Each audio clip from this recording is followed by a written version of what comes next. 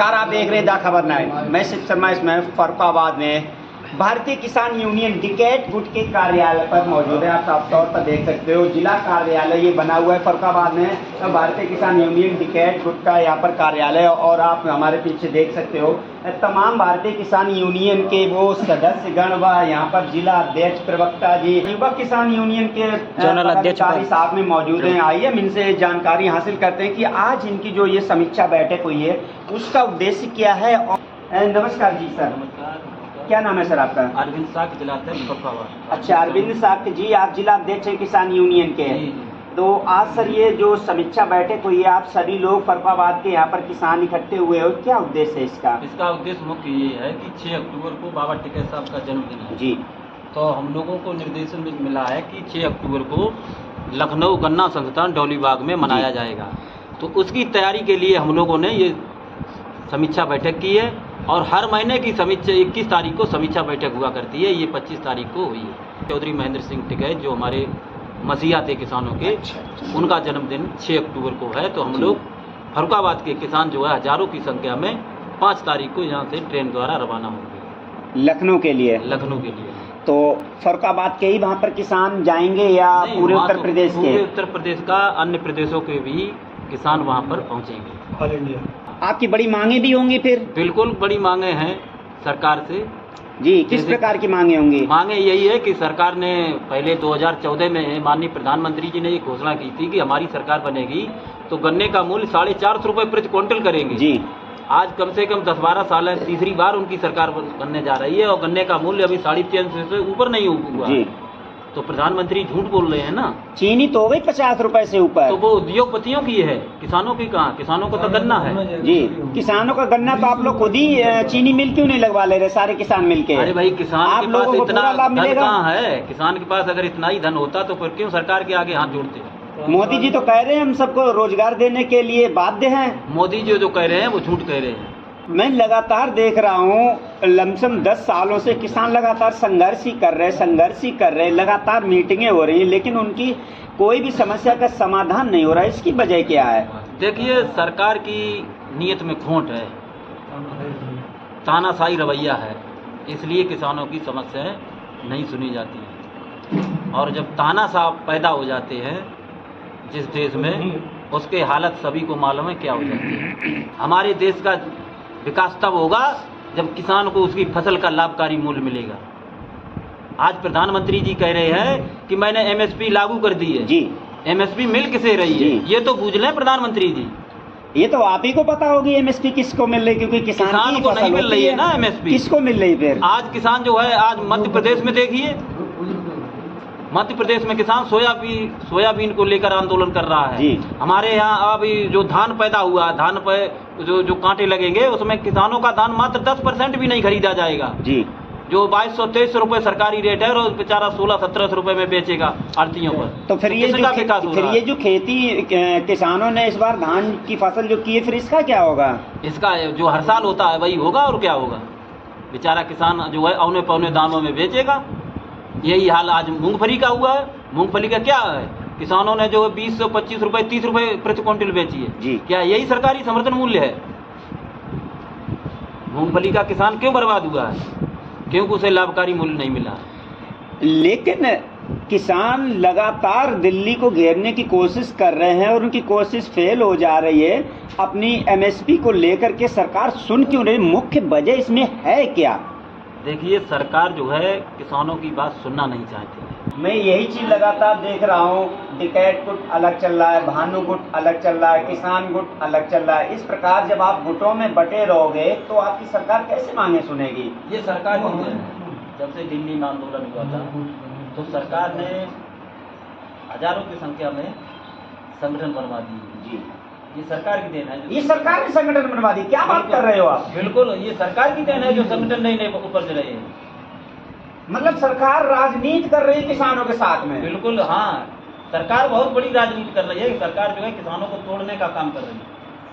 तो इसमें बहुत से किसान अमीर हो गए होंगे यदि सरकार तोड़ने का काम कर रही है? बात नहीं है, सरकार तोड़ने का जो है, सरकार किसानों को तोड़ने का काम कर रही है कि ये फूटे रहें।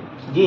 तो एक ना हो। जिस दिन किसान देश का एक हो जाएगा उस दिन जो है तानाशाही खत्म हो जाएगी। चलिए आइए हम और लोगों से भी बात करते हैं। क्या नाम है सर आपका?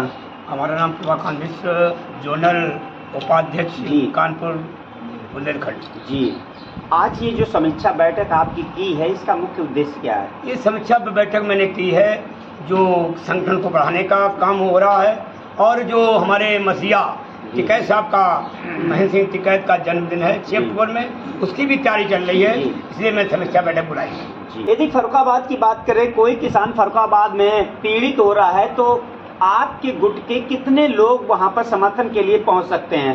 नहीं, पूरा जिला जाएगा। जब पूरा जिला जाएगा तो पूरा मंडल भी आएगा कानपुर का। ऐसा नहीं है, हमारा एक भी कार्यकर्ता पर कोई भी अत्याचार, कोई भी समस्या आती है तो पूरा जिला होकर के उसको मदद करेगा, ये हमारा कहना है। अच्छा सर, एक चीज़ और बताइएगा, जैसे कि लगातार किसान संघर्ष कर रहे हैं, एमएसपी की मांग को लेकर के संघर्ष कर रहे हैं, लेकिन सरकार के द्वारा भी उनको एमएसपी की गारंटी नहीं दी गई। इसका मुख्य उद्देश्य क्या है? इसका मुख्य उद्देश्य है कि ये अभी जिलाध्यक्ष ने बताया हमारे ने कि ये सरकार की तानाशाही है।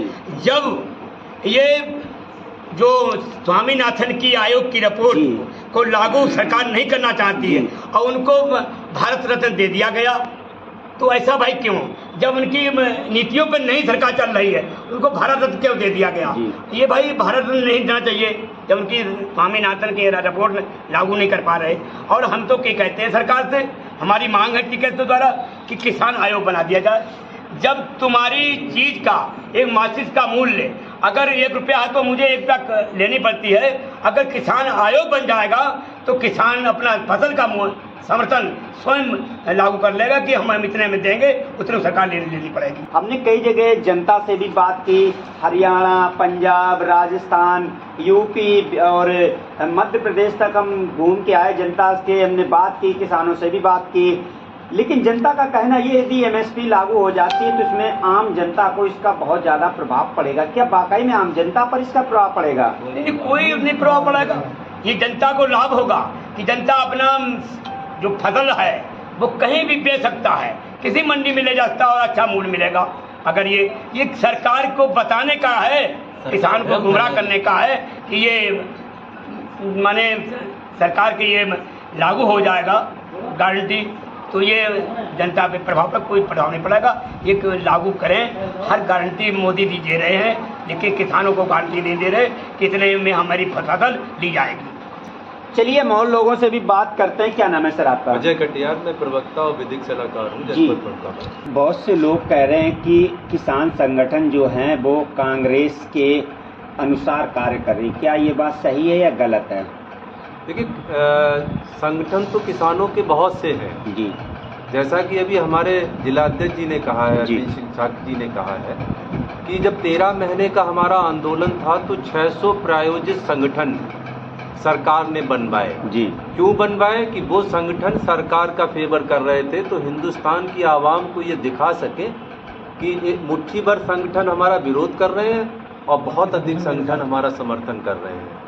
तो जो संगठन की अगर हम बात कर लें, हम अपने ही संगठन की बात कर लें, तो सरकार ने हमारे संगठन के तोड़ने की साजिश रची। अगर भानु जी की बात कर लें या किसी अन्य की बात कर लें, तो हमारे संगठन से गए। जी। तो सरकार ऐसे सभी किसान आंदोलन जो वास्तविक रूप से सरकार की नीतियों का विरोध कर रहे हैं, उनके लिए वो अपने अलग संगठन खड़े कर रहे हैं। यदि किसान की हम बात करें, फसल नुकसान हो जाती है, आंधी ब्यार बारिश में फसल किसानों की बर्बाद हो जाती है, तो क्या उसका मुआवजा सरकार के द्वारा मिलता है या सही से नहीं मिलता है? देखिए, सबसे पहले मैं आपकी प्रशंसा करूंगा कि आपने बहुत अच्छा प्रश्न किया। मौजूदा परिस्थितियों को देखते हुए जो वर्तमान में परिस्थितियां चल रही हैं, हमारे जिला उपाध्यक्ष जी अशोक यादव जी यहाँ पे बैठे हैं जी, वो अमृतपुर से आते हैं जी, और अगर हम बात कर दें तो 2.5 घाट से लेके और गंगा जी के किनारे किनारे तक और हम खुटिया तक आ जाएं तो इस समय किसान की सैकड़ों एकड़ जमीन जी, मकान सहित जी, जलमग्न है। जी। अच्छा प्रश्न ये है कि क्या जो फसल जलमग्न हुई है उसका पैसा सरकार दे रही है? क्या राहत सामग्री पहुंच रही है? क्या स्वास्थ्य सेवाएं पहुंच रही हैं? तो नहीं पहुंच रही हैं। जी। राहत सामग्री के नाम पे बहुत बड़ा खेल हो रहा है और स्वास्थ्य सेवाओं के नाम पर जब आपकी एम्बुलेंस ही गांव तक नहीं पहुंच पाएगी। अभी एक घटना चपरा में हुई, जो 23 साल की गर्भवती महिला, किसी तरीके से वो लोग पानी से बाहर ला पाए और जब तक फर्रुखाबाद तक आए तब तक बच्चा तो पैदा हुआ, लेकिन गर्भवती महिला की मौत हो गई। तो कहीं ना कहीं सभी सेवाएं ठप हैं और हमारी सरकार से पिछले 1.5 वर्ष से मांग है जी कि आप ढाई घाट से लेके और पांचाल घाट तक तटबंध बनवा दीजिए, बंधा बनवा दीजिए, जिससे सैकड़ों एकड़ जमीन जो जलमग्न होती है, किसान की फसल बर्बाद होती है, किसान स्वयं बर्बाद होता है। किसान के यहाँ जो बेटी है, बहन है, जिसके हाथ पीले होने हैं लेकिन उसके पास पैसा नहीं है, फसल बर्बाद होने से क्या होता है कि जो किसान क्रेडिट कार्ड ले रखा है उस पर भी पैसा किसान नहीं जमा कर पा रहा। जो उसने फसल की है, मुख्य बात आपको बता दूं कि किसान फसल कैसे करता है, उसके पास पैसा नहीं रखा जी, बिल्कुल। वो डीजल भी उधार लाएगा, जुताई भी उधार करेगा, बीज भी उधार करेगा और जब फसल कटेगी तो बिक्री करके उस पिछले पैसे को निपटाएगा जी। तो लेकिन जब फसल आपकी जलमग्न हो गई, आप अपने आप को ही मुश्किल बचा पाए, आप ही अन्य लोगों की उसमें आ गए कि कैसे हम अपना प्रतिदिन का जीवन यापन कर पाएं। तो ऐसी स्थिति में जब आपकी फसल बर्बाद हो गई तो क्या बेच के आप बैंक को देंगे? क्या आप जो उधारी करके आए डीजल से लेके जुताई से लेके वो उनको क्या देंगे? तो वही तो प्रश्न है, क्या सरकार आपको मुआवजा दे रही है किसानों को या नहीं दे रही जिनकी फसल बर्बाद हुई है? देखिए, सरकार के पास मुआवजे के नाम पे बस खाना पूर्ति है। कितनी खाना पूर्ति कर रही है? कितना नाश्ता दे रही है? खाना पूर्ति के नाम पे अभी जब बाढ़ खत्म होगी तो लेखपाल भेजे जाएंगे जी। और जब लेखपाल भेजे जाएंगे तो वो देखेंगे कि किसकी फसल कितनी थी। तो अब आप मुझे बताइए कि जब 5-5 फीट 6-6 फीट पानी भरा है, फसल बर्बाद हो रही है, तो आप किस एरिया को कैसे निर्धारित करेंगे कि इसमें फसल थी या नहीं थी? आदमी पीछे पीछे दौड़ रहा है, साहब हमारी फसल बर्बाद होगी, उन्होंने कहा तुम्हारी दिख नहीं रही, तुम्हारी पता नहीं चल रही, फलाने से पुष्टि कराओ। तो जो सरकार का पैसे देने का तरीका है, जो वो हमारी मांग ये है कि उनको मूल्य दीजिए, उनकी अगर वो फसल तैयार होकर खड़ी होती हो, बिक्री होती, वो दीजिए। आप उनकी लागत भी नहीं दे पा रहे। लागत भी अगर मान लें तो उसका भी 10% 15% देंगे। तो सरकार क्या दे रही है? हमें तो लगता है ऊँट के मुंह में जीरा के बराबर काम हो रहा है। अगर दे रही होती तो किसान ये परिवर्तन क्यों करते? 400 पार का नारा दिया था, क्यों नहीं हुए? किसान ही तो एक ऐसी 68.9% आबादी भारत में गांव से आती है, जिसमें किसान और मजदूर है। अगर आज ये कह दें कि आते आते रह गई बैसाखी पे, तो ये किसान की देन है। आगे जो चुनाव हो रहे हैं उसमें भी आप देखिएगा। तो किसान नेता कितने संसद में पहुंचे? यदि 400 पार बीजेपी नहीं हुई है और किसान संगठन मजबूत रहे थे, तो फिर किसान के नेता कितने संसद में पहुंचे? कुछ जानकारी दीजिए। देखिए, किसान नेताओं की अगर हम बात करते तो किसान किसी दल के साथ नहीं जुड़ा हुआ है। किसान अपनी जो लेकिन लोग तो यही कह रहे हैं कि किसान जो है वो कांग्रेस के अनुसार कार्य कर रही है। देखिए, ये अगर कोई कह रहा होगा तो ये सरकार में बैठे लोग इन अफवाहों को उड़ाते हैं। हमारा कांग्रेस, बीजेपी या क्षेत्रीय जो दल है उनसे विरोध नहीं है, उनकी नीतियों से विरोध है। अगर आप नीतियां अच्छी बना रहे हैं तो हमें क्या है कि हम आपका विरोध करेंगे। अगर आप हमें एमएसपी दे रहे हैं, एमएसपी पे गारंटी दे रहे हैं, कानून दे रहे हैं। आपने देखा चुनाव से पूर्व मोदी जी ने पूरे देश में गारंटी दी, लेकिन जब किसान ने कहा कि हमें एमएसपी पे कानून बना दीजिए तो कहाँ बनाया? आज भी सरकार बोलने को तैयार नहीं है। अगर हम 23 रुपये में गेहूँ किसी सोसाइटी पे देने जाते हैं तो वहाँ बिचौलिए बैठे हैं, वो 18 रुपये में नगद लेके किसान को डरका देते हैं। अगर मेरे पास कानून होगा तो हम जाके कहीं पे रिपोर्ट तो लिखा सकेंगे।